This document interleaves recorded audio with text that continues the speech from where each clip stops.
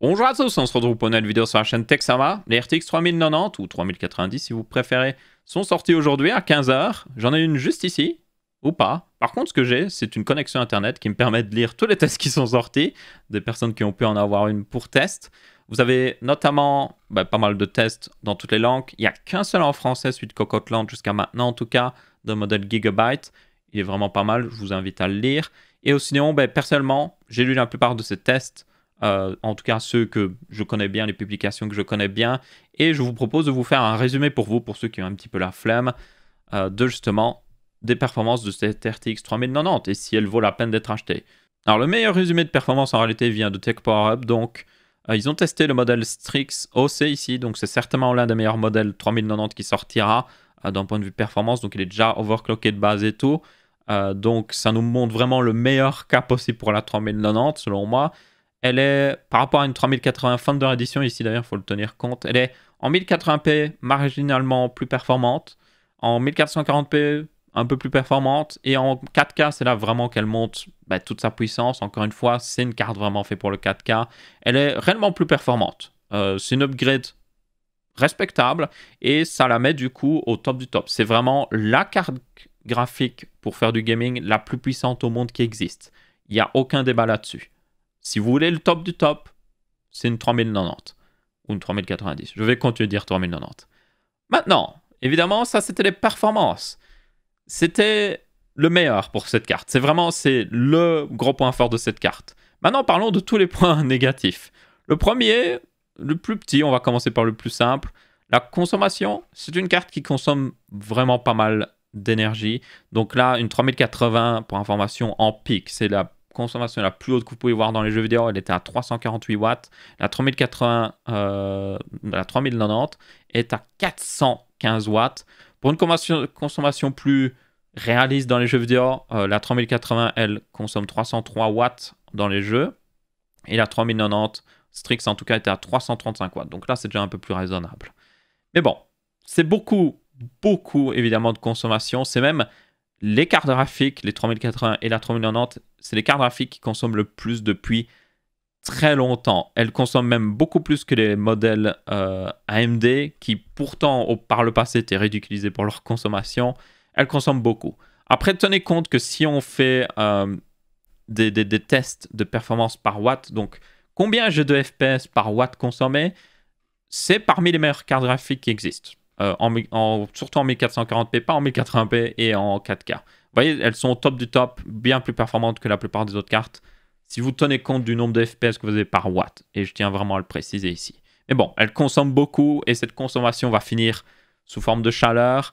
Donc là, heureusement, et beaucoup de constructeurs ont bien fait attention de bien les refroidir. Donc si on regarde notamment ce modèle-là de chez Asus, en full load avec de l'overclocking encore en plus, elle est à 69 degrés, nice, ce qui est une très bonne température. Donc ouais, là il n'y a aucun problème.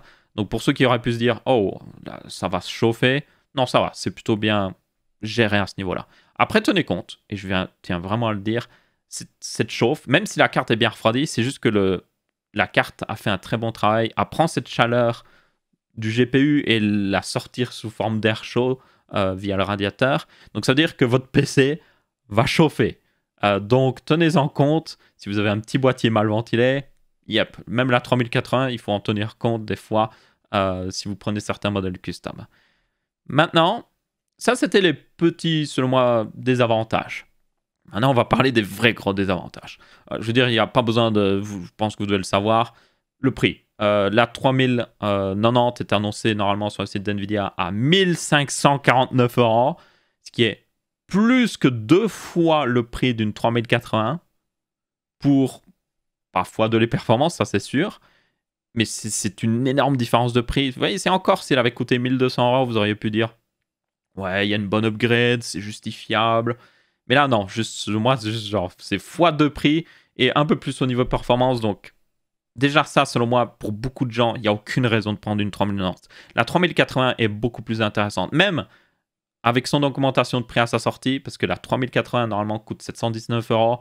Les modèles custom devaient commencer à 749 €, mais au final, coûte plus 800, 900 €. Même avec cette augmentation de prix, la 3080 est juste encore très intéressante parce que sa concurrente directe, c'est la 2080 Ti qui coûte 1200 €.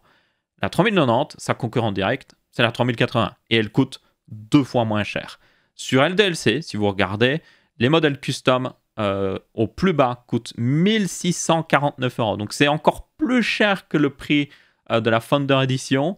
Et c'est juste les modèles custom de base. Bon, ils sont pas basiques, mais c'est les plus simples. C'est 100 RGB, 103 RGB, tout ça. Si vous allez dans les modèles les plus haut de gamme, c'est de la folie. C'est franchement de la folie. C'est 2000 € la carte. Genre les modèles EVGA. La Strix qu'on a vu juste avant, 1900 €. C'est juste n'importe quoi niveau prix. Donc oui, GG Nvidia, vous avez le king au niveau performance. Il n'y a aucun doute là-dessus. Mais à quel prix? Et c'est vraiment mais à quel prix? Maintenant, il y a d'autres désavantages. Enfin, d'autres petits désavantages.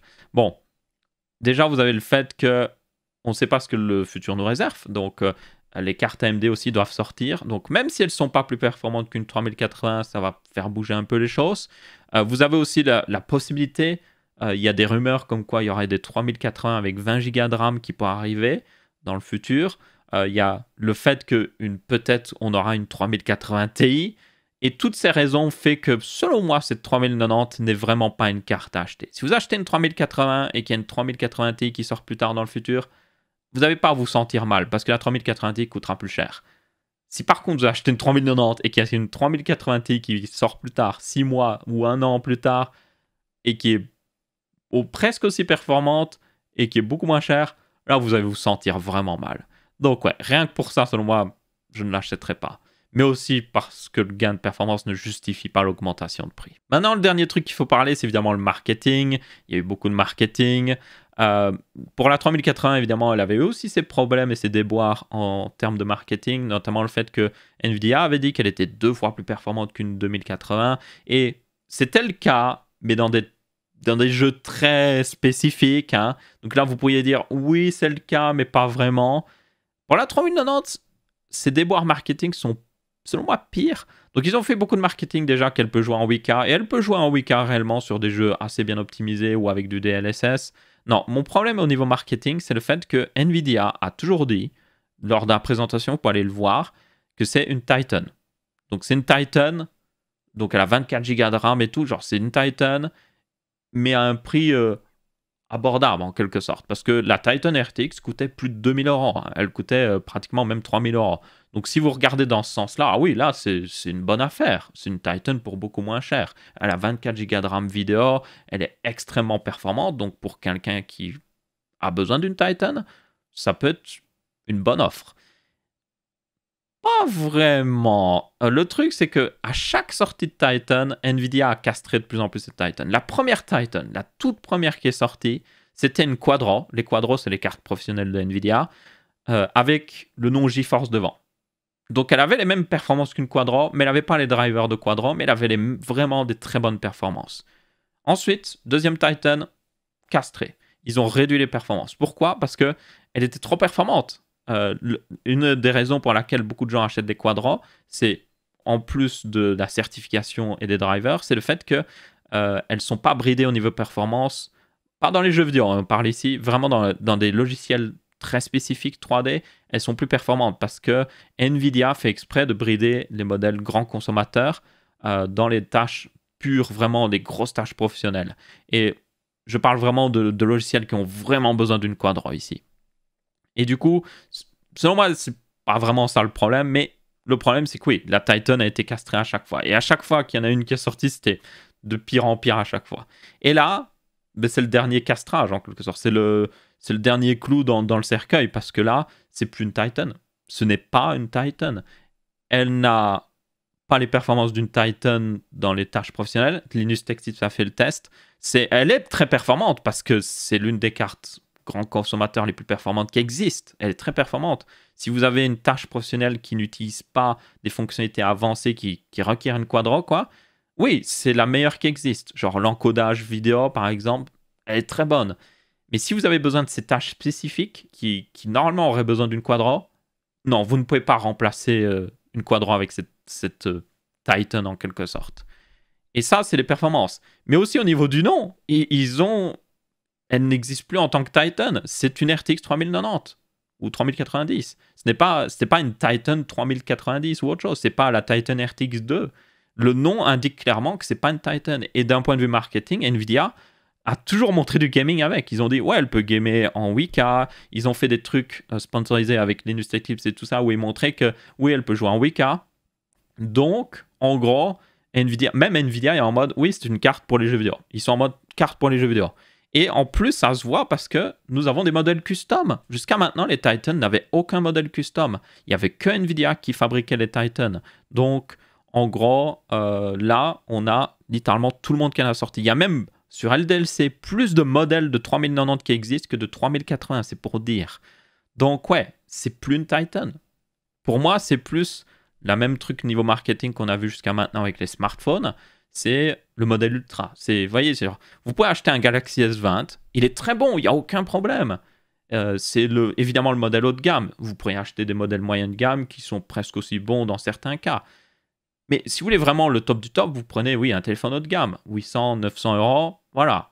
Ou alors, vous avez maintenant les modèles Ultra qui coûtent 1400, 1500 euros. Vous voyez un peu la ressemblance d'ailleurs au niveau prix, c'est assez marrant. Et qui, eux, sont un peu meilleurs. Vous voyez, ils ont peut-être un capteur photo en plus, ou un écran un peu plus grand, ou quelque chose comme ça. Et yep, ils sont meilleurs, mais ils ne sont pas incroyablement meilleurs que les modèles haut de gamme traditionnels. Et cette 3090, c'est exactement ça. C'est une version ultra, en quelque sorte, de la 3080. C'est la version, genre, overdoom, le plus de performance possible, mais elle coûte 2 fois plus cher. Du coup, ma foi, Nvidia, GG d'avoir sorti la carte graphique la plus puissante au monde, c'est clairement le cas. Et je le redis ici, si même moi vous me dites, oh Aurélien, tu veux une carte graphique, dis-moi n'importe quelle carte graphique, je te la donne, je dirais une 3090, à coup sûr, c'est la plus performante. Mais si je dois voter avec mon porte-monnaie, je prends une 3080. Elle est juste meilleure. Pour la différence de prix, vous pouvez acheter un meilleur SSD, un meilleur processeur, un meilleur tout pour la différence de prix. Mais ouais, c'est la plus performante. Donc GG Nvidia, ma foi. Est-ce que vous devriez acheter une 3090 ? Non, franchement, non. C'est irraisonnable au plus haut point. Il y a très peu de cas où vous pourriez la justifier. Si toutefois, vraiment, l'argent n'est pas un problème pour vous et que vous avez un bon écran 4K, 120 Hz, 140 Hz ou autre chose, oui, ok, allez-y. Juste faites-vous plaisir. Mais pour les autres, non. Juste prenez une 3080 ou attendez les cartes AMD, voir ce que ça donne aussi. Ou peut-être la 3070 parce que elles seront peut-être plus intéressantes. Mais ouais, en attendant, c'est ça un peu ma conclusion et mes recommandations. Donc ouais. Du coup, c'est à peu près tout pour cette vidéo. J'espère que vous avez bien apprécié. Si c'est le cas, vous pouvez laisser un petit pouce bleu. Si ce n'est pas le cas, vous pouvez laisser un pouce rouge. On se retrouve après une prochaine vidéo sur la chaîne Texama. Je vous dis ciao ciao.